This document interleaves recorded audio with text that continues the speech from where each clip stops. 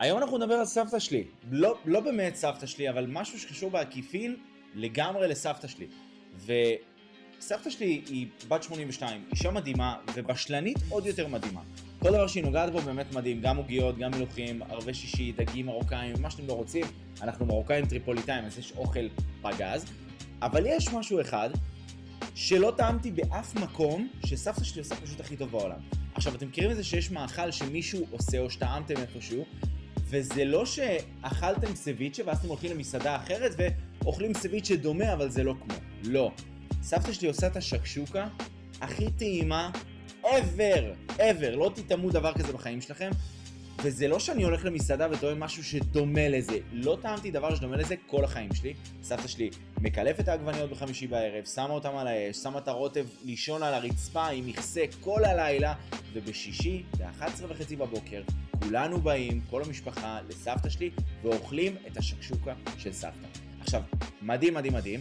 אמא שלי, שהיא גם בשלנית מדהימה, ואין ספק בכלל על הדבר הזה, היא יכולה לעמוד ליד סבתא שלי, וזה נוסע וזה קרה. היא תעמוד ליד סבתא שלי והיא תנסה סיר ליד סיר, לעשות את אותן הפעולות שסבתא שלי עושה, ועדיין לא אותו דבר. לא אותו דבר. יש לסבתא שלי טאץ', לא יעזור, השקשוקה שלה זה נאמבר 1. ואני חושב שהעיקרון הזה שעכשיו עברתי עליו, שקשור לסבתא שלי, הוא קנה לגמרי כשמדובר במסחר. אתה חייב למצוא את הדרך שלך. אתה לא יכול ללכת בדרכים של אנשים אחרים, וזה הנושא שלנו היום.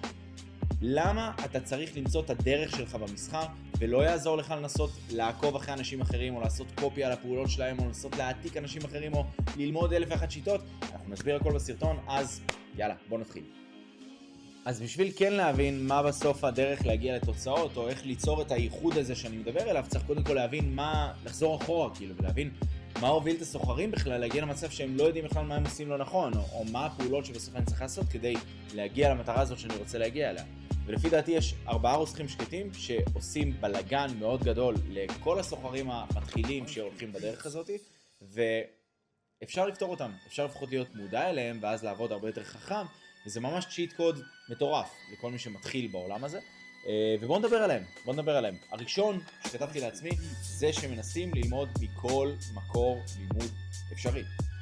מכירים את זה שאתם נכנסים לאינסטגרם ואז אתם רואים ריל כזה שכתוב האסטרטגיה שתוציא אתכם לחופש כלכלי ב-2026, או מה אתם צריכים לעשות כדי לצאת לחופש כלכלי בשנה הקרובה, ואז מספרים לכם על איזה אסטרטגיה כזאת שכאילו ראיתם פעם, אבל אתם אומרים יאללה, אני אשאר בסרטון, אני אראה אותו עד הסוף, למרות שאני יודע שהוא לא יעזור לי בשיט, אבל אולי יש סיכוי בעולם, באיזה פלנטה, שהדבר הזה כן יעזור לי, אז אני נשאר ורואה את כולו עד הסוף, וכמובן שזה לא עוזר לי ואני ממשיך הלאה.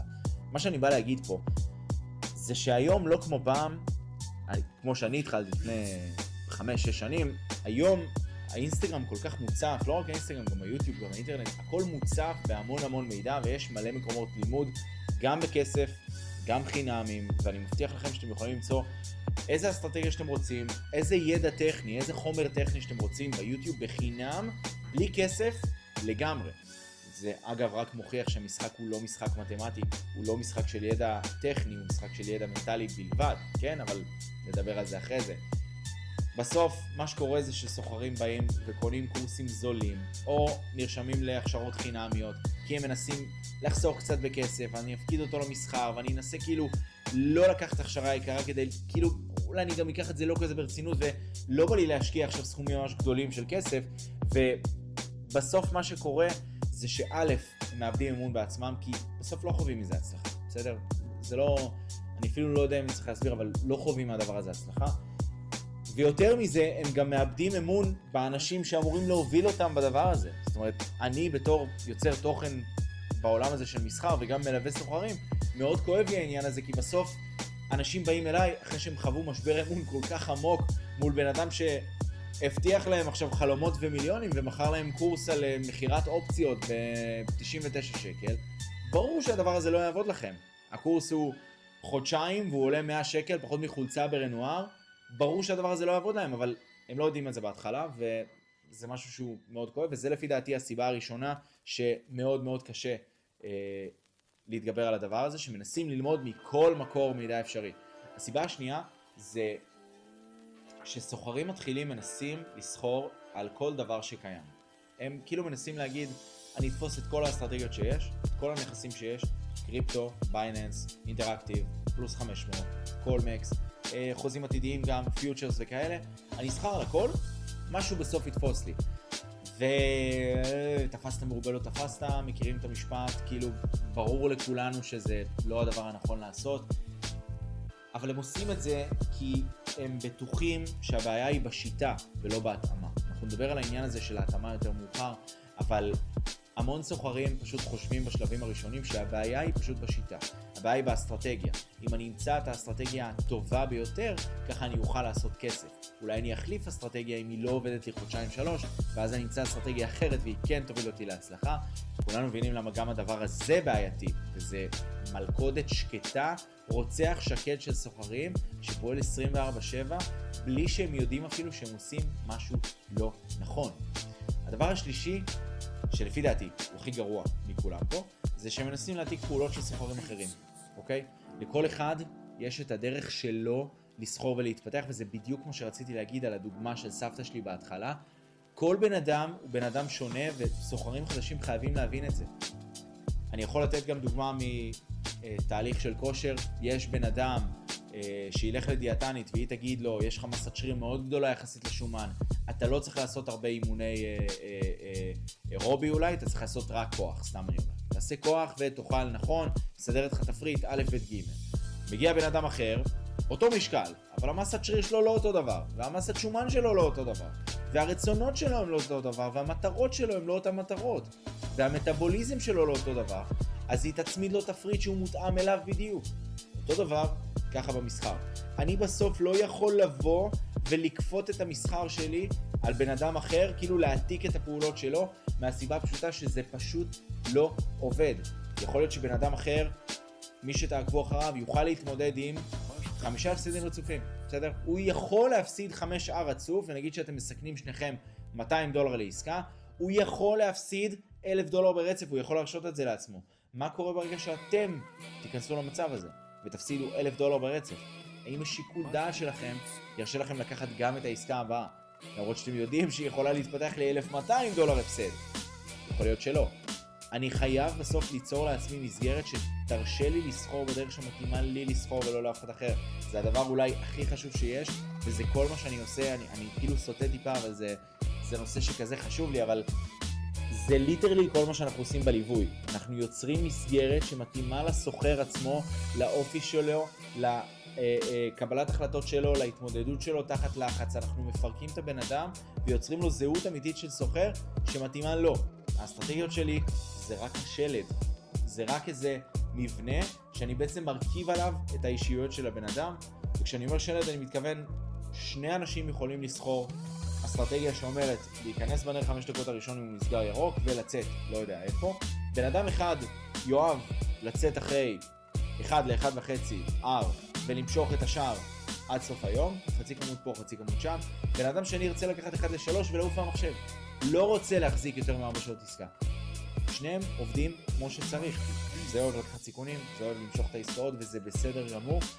אבל הנקודה הכי חשובה פה, אסור לי לנסות להעתיק את הפעולות של מישהו אחר, מההבנה הפשוטה שזה פשוט לא עובד ככה.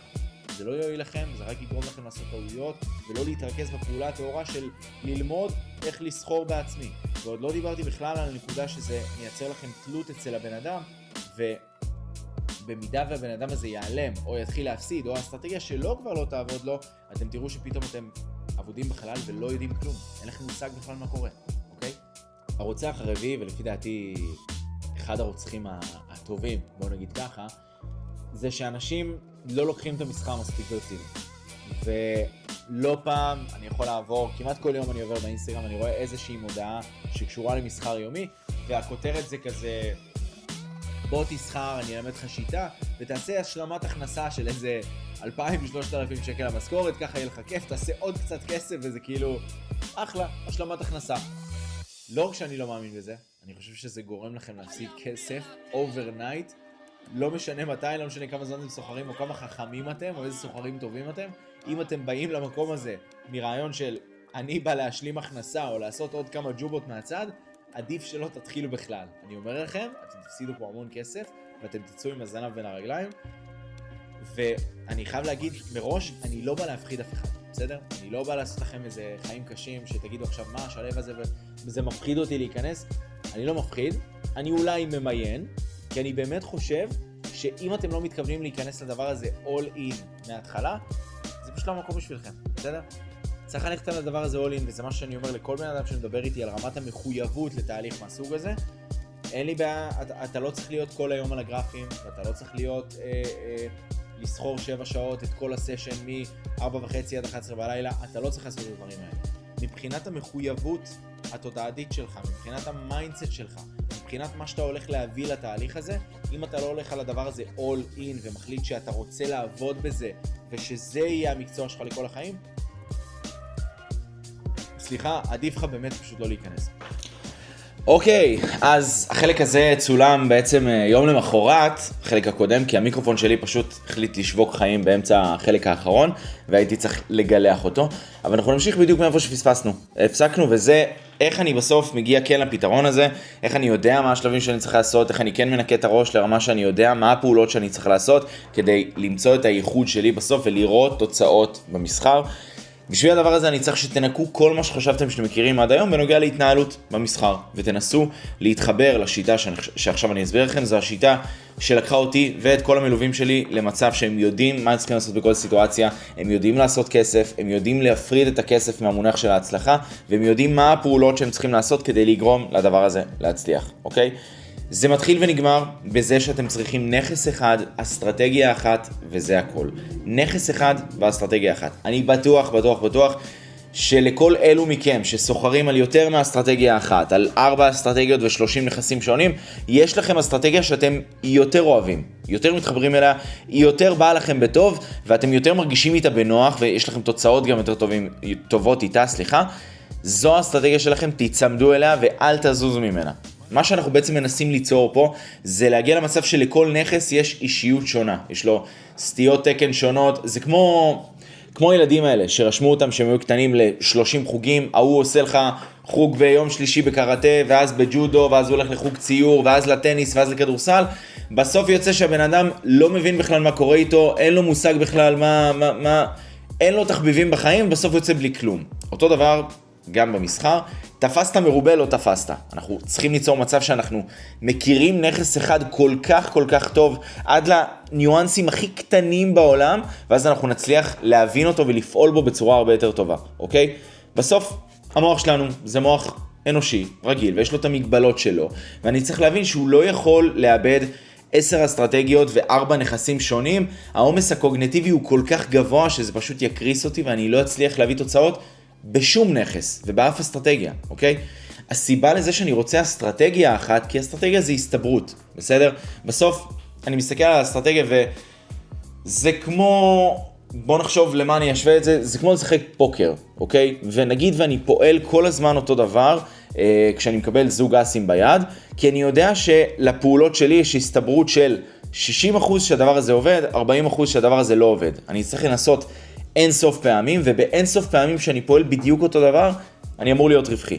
אותו דבר בדיוק, גם באסטרטגיה. אם אני, אחרי 3 חודשים שלא עובד לי, פשוט מחליט, אוקיי, אני אחליף אסטרטגיה, ואז זה פשוט יעבוד, אני אבין שעוד לא הספקתי להגיע לרמת הסתברות מספקת, כדי להבין אם הדבר הזה באמת עובד או לא. זאת אומרת, אני פוגם בעצמי, ובעיקרון מה שאני עושה זה פשוט מאמר על הכסף שלי, אם אני לא מתקבע על אסטרטגיה אחת, וזהו. המצב שאתם נמצאים בו עכשיו זה שאתם בעצם לקחתם תוכנית עבודה של סוחר אחר שלא מכיר אתכם, לא יודע מה המגבלות שלכם ומה האישיות שלכם, ואתם פועלים דרך התוכנית שלו, אוקיי?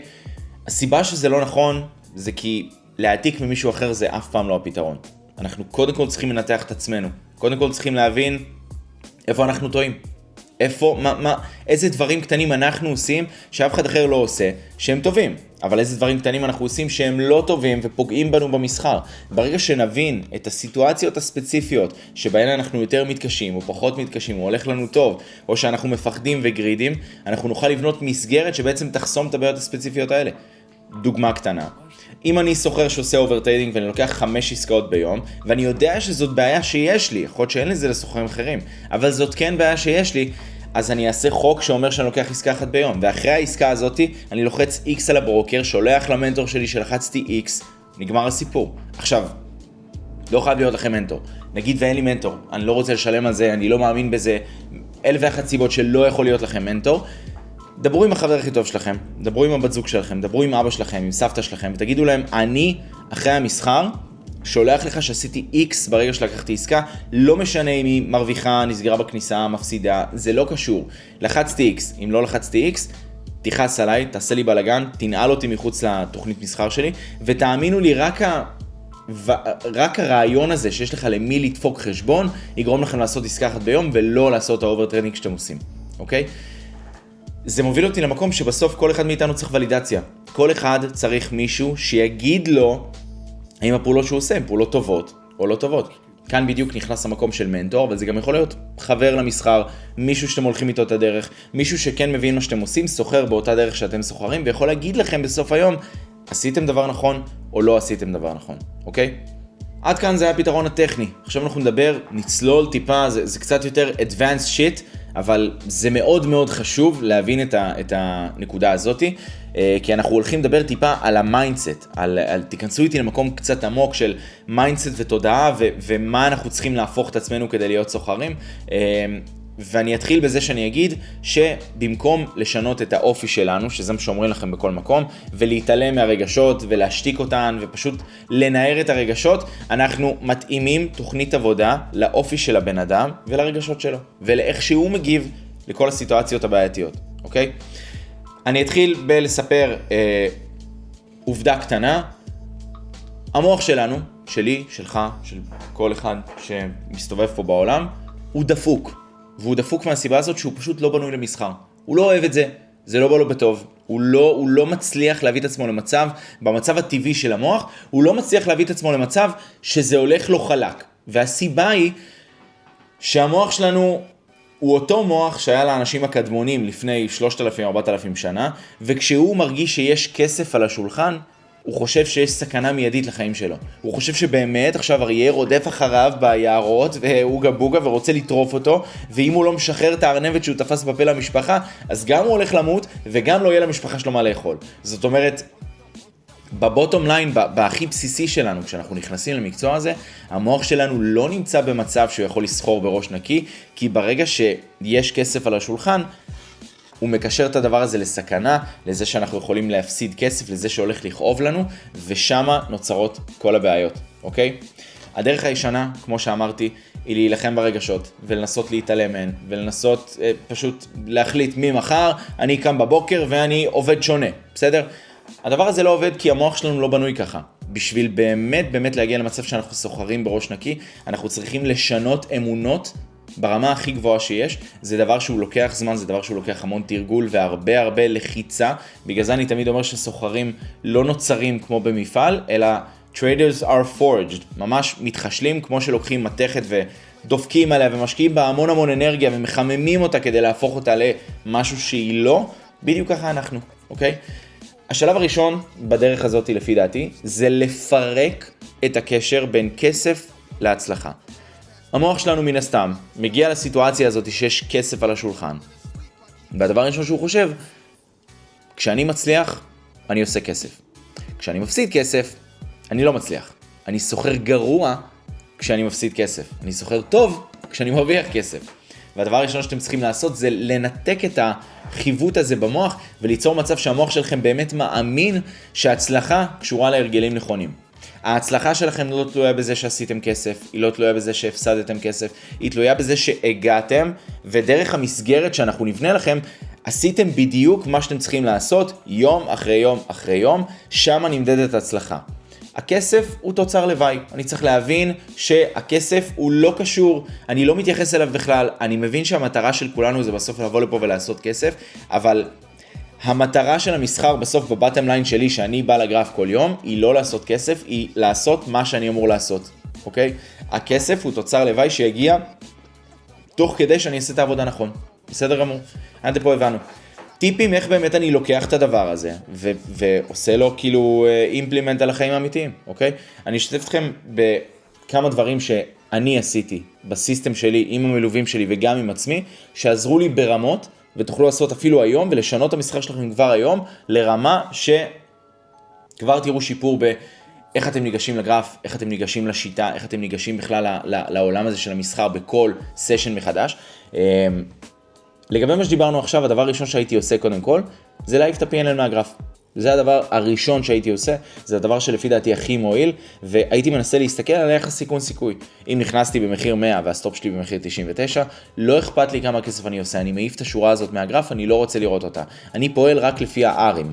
100, 99, יש לי דולר של סטופ, אם יצאתי אחרי $3 תנועה ב-103, עשיתי 1 ל-3. כאן נגמר הסיפור, לא אכפת לי כמה זה, לא אכפת לי כמה זה יוצא, אני לא הולך לספר לחברים, אני לא הולך לספר להורים, וזה מוביל אותי לדבר השני שאני עושה, אני מנסה להמעיט כמה שיותר את הנוכחות של אנשים שלא קשורים למסחר בחיי המסחר שלי.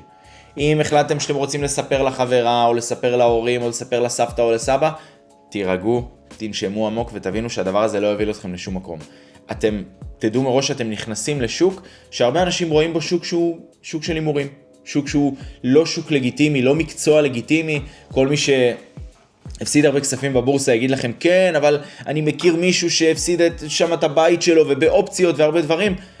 תנסו להמעיט את הנוכחות של אנשים שלא תורמים לקריירת המסחר שלכם ולא תורמים להתקדמות שלכם, בשביל להגביר את ההשפעה של המסחר האמיתי ואת היכולת שלכם לגשת לדבר הזה כמקצוע ולהפעיל תוכנית עבודה שתלויה בהסתברות נכונה ותוחלת נכונה, ולא קשורה לכל מה שאמרו לכם בבית ולריב שהיה לכם החברה ולהורים שאומרים למה אתה לא הולך ולומד מקצוע אמיתי. שימו את זה בצד. והדבר האחרון שהייתי עושה זה בעצם לוקח את כל מה שדיברנו עליו עד עכשיו ויוצר מסגרת כזאת שתוכל לגרום לי לסחור בסוף כמו איך שאני אמור לסחור ולא כמו אף אחד אחר, ושם נגמר כל הסיפור. בסדר? זה מאוד פשוט. מצד אחד פשוט, מצד שני זה קשה וזה דורש המון תשומת לב ורצון באמת להשתנות, אבל הרעיון הוא פשוט. ברגע שהבנתי אילו בעיות משפיעות עליי במסחר, אחרי זה הלכתי והבנתי למה הבעיות האלה משפיעות על החיים שלי, ואיפה אני רואה אותם בחיים שלי. דוגמה קטנה, היה לי סוחר שאמר לי שכל הזמן הוא בא להיכנס לעסקה, כאילו הוא בא ללחוץ על המחיר, ואז הוא מנסה להוריד את הלימיט קצת למטה, או שהוא מנסה להיכנס הוא מחפש את האישור האחרון הזה, זה עוד איזה ולידיישן קטן, ושאלתי אותו, תגיד, בחיים האמיתיים, אתה בן אדם כזה שצריך לשאול 1,001 אנשים לפני שאתה עושה מהלך? הוא אמר לי כן. אתה מחפש את האישורים האלה גם בחיים עצמם שאתה רוצה לקנות איזה נעל, אתה שולח לחברים, לאמא, לאבא, לסבתא? הוא אומר לי כן. אז אני אומר לו, בדיוק הבעיה הזאת קורית לך במסחר, פשוט לא הבנת שאתה צריך לפתור אותה בחיים עצמם, ואז זה ייפתר לך גם במסחר. אז קודם כל אני מזהה איזה טעויות אני עושה במסחר. זה מגיע על ידי תיעוד של עסקאות. כל הזמן לתעד ולכתוב בדיוק גם מה קרה בעסקה, גם איך הרגשתם וגם מה זה גרם לכם לעשות. הדבר השני זה להבין מאיפה זה מגיע, למה הדבר הזה קורה, איזה שלדים אני שמתי בארון, איזה שדים אני מחביא ומכחיש כל החיים, שמשפיעים עליי במסחר עצמו, יוצאים החוצה במסחר. איך אני מתקן אותם, ואז איך אני לוקח את כל הדבר הזה שלמדתי, גם הידע הטכני, גם הידע המנטלי, ומלביש אותם על מסגרת כזאת שתאפשר לי לסחור בסוף איך שמתאים לי לסחור ולא לאף אחד אחר. אני יכול להגיד לכם עליי, שאני סוחר, שלא הייתי עושה אוברטריידינג אף פעם, לא פוצצתי חשבונות ולא הפסדתי יותר ממה שאני אמור להפסיד אף פעם, אבל הבעיה שלי הייתה שהייתי מחפש את האקסטרה ולידיישן הקטן הזה, את האישור הקטן הזה, הייתי מפספס את העסקאות הטובות כי הייתי מחפש את האישור על פתיחת המסחר, ואז נכנס לעסקאות הגרועות אחרי שכבר פספסתי את הטובות ומפסיד שמה. בסטאפים שהם לא A+, הם קצת מתחת. וזו בדיוק הבעיה שלי. וברגע שהלכתי לחיים עצמם והתחלתי לפעול לזה שאני אחליט על דברים בזכות עצמי, אקבל החלטה באיזה ספונטניות כזאת ובום, החלטתי החלטה וזה הכל, זה גם משפיע עליי במסחר. הבנתי שאני צריך באמת לבוא וללחוץ על הכפתור מתי שאני צריך, כי ההזדמנויות הטובות לא מחכות לאף אחד, הן פשוט מגיעות ורצות. זה מה שעשיתי במסחר שלי, זה מה שאני עובר עם כל סוחר בליווי. אנחנו בעצם יוצרים זהות כזאת של סוחר חדש, שזה לא מה שהוא היה קודם. אנחנו לוקחים את המוח שלנו, אנחנו מבינים בדיוק מה גורם לו לעשות את הטעויות, אנחנו מנתחים את הבן אדם ומבינים מה גורם לו בסוף לפעול כמו שהוא פועל, ואז בונים מסגרת שבנויה גם מהצד המנטלי וגם מהצד הטכני, שתומכת בכל הדבר הזה. וזו בדיוק הסיבה שאני לא יכול לקחת מסגרת של מישהו אחר. מישהו אחר יעשה אוברטריידינג, אני לא עושה. מישהו אחר יפוצץ חשבונות, אני לא עושה את זה. אני בסוף צריך לבנות מסביבי מסגרת שתעזור לי להבין מה אני עושה לא נכון, ואיך אני יכול בסוף לתקן ולגשת לדבר הזה מנקודת מבט הרבה יותר חכמה, אוקיי? אני מקווה שלמדתם המון מהסרטון הזה, הבנתם בדיוק מה עושים, איך עושים, ואיך אני בסוף מוצא את הייחוד שלי ובונה מסגרת ותוכנית עבודה וסיסטם שמתאים לי בסוף, ולא לאף אחד אחר. וזה הכל, נתראה בסרטון הבא, שמחתי מאוד.